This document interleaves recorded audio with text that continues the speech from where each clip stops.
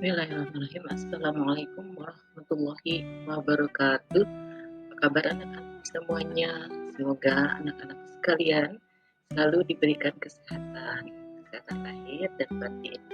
Semangat anak-anakku untuk mengikuti pelajaran berikutnya, yaitu tentang laporan keuangan perusahaan dagang, di mana laporan keuangan perusahaan ini Ibu sengaja mengambil untuk perusahaan dagang karena memang di kelas 11 ini laporan keuangannya membahas tentang perusahaan dagang, di mana anak-anakku laporan keuangan perusahaan dagang ini sangat penting bagi perusahaan dagang. Yuk kita cari tahu apakah yang dimaksud dengan laporan keuangan. Nah, sekarang kita akan menjawabnya dengan penjelasan berikut ini. Pengertian laporan keuangan menurut PSAK 1, laporan keuangan adalah penyajian terstruktur dari posisi keuangan dan kinerja keuangan suatu entitas. Laporan keuangan memegang peranan penting dalam sebuah perusahaan. Dengan melihat angka dalam laporan keuangan, seseorang dapat mengetahui posisi keuangan perusahaan tersebut. Nah, jadi anak-anakku sekalian, betapa pentingnya laporan keuangan tersebut. Kemudian, di dalam laporan keuangan perusahaan dagang, menurut International Financial Reporting Standard (IFRS), laporan keuangan terdiri dari 1. Laporan laba rugi, 2. Laporan perubahan modal, 3.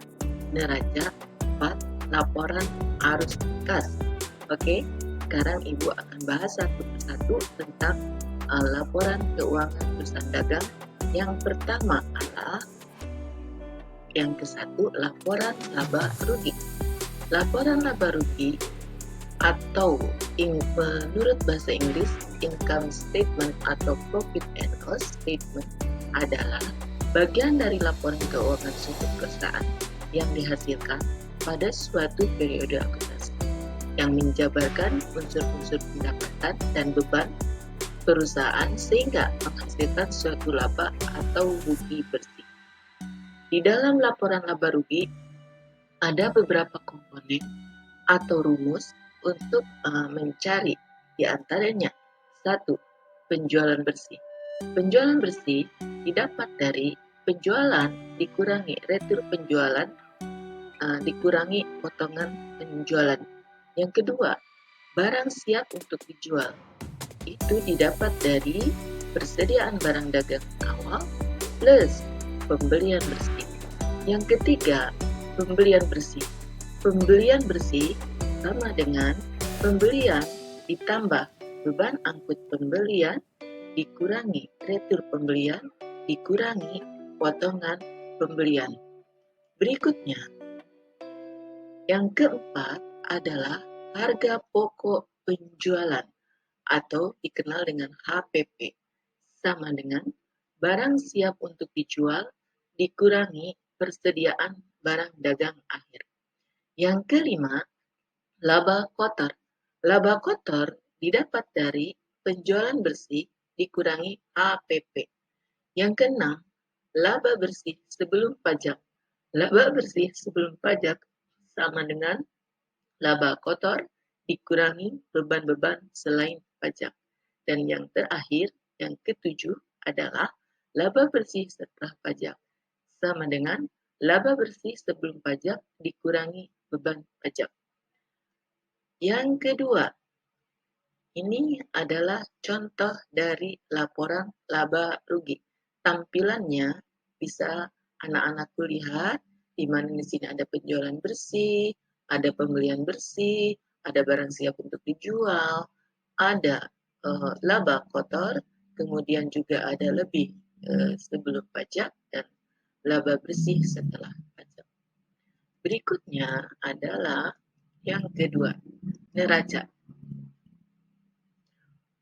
Sebelum ke neraca, kita ke yang nomor 2 dulu, yaitu laporan perubahan modal.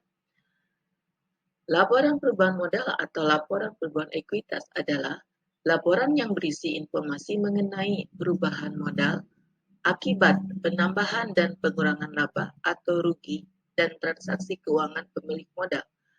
Perubahan modal di dalam laporan keuangan ekuitas diperoleh dari selisih antara penambahan jumlah modal awal dan laba atau rugi dengan jumlah penarikan modal akhir. Mencari modal akhir didapat dari jika perusahaan memperoleh laba itu dari modal awal ditambah laba bersih.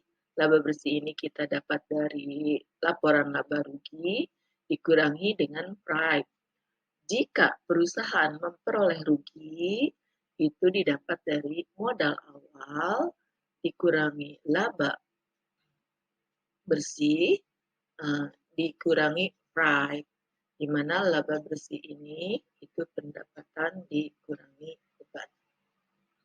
Selanjutnya, neraca. Neraca, pengertian dari neraca itu sendiri adalah atau sering dikenal dengan balance sheet atau disebut juga laporan posisi keuangan, merupakan suatu daftar yang menggambarkan harta, kewajiban, dan modal yang dimiliki perusahaan pada suatu periode tertentu, umumnya pada akhir tahun. Oleh karena itu, neraca memuat kelompok harta, kelompok utang, dan modal atau capital.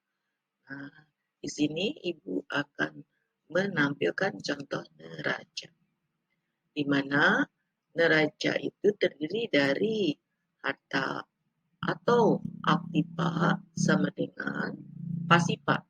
Aktiva terdiri dari harta, harta lancar, harta tetap, pasifa terdiri dari utang, utang lancar, utang jangka panjang, dan modal. Modal di sini didapat dari modal akhir.